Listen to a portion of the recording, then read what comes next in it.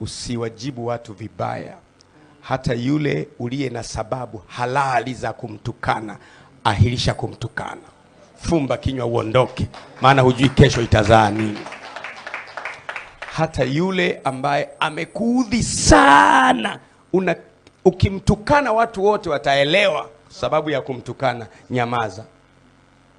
Una binti ambaye ulikuwa umemchumbia, for some reasons umeamua kumwacha, usiwaambie watu.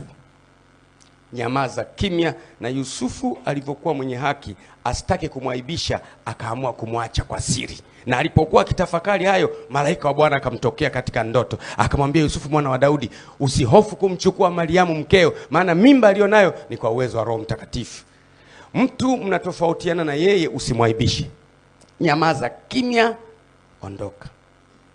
You will be surprised. Wale watu ambao ulifikiri hutawahitaji kwenye maisha, miaka 10, 20 ijayo utawakuta wamesimama njiani. Wao ndio daraja la kukuvusha kuelekea kwenye next level. Nakupa wisdom. Unanielewa eh? Bashite angekuwa anajua mimi nitakuwa nani leo, asingefanya alivyokuwa anafanya.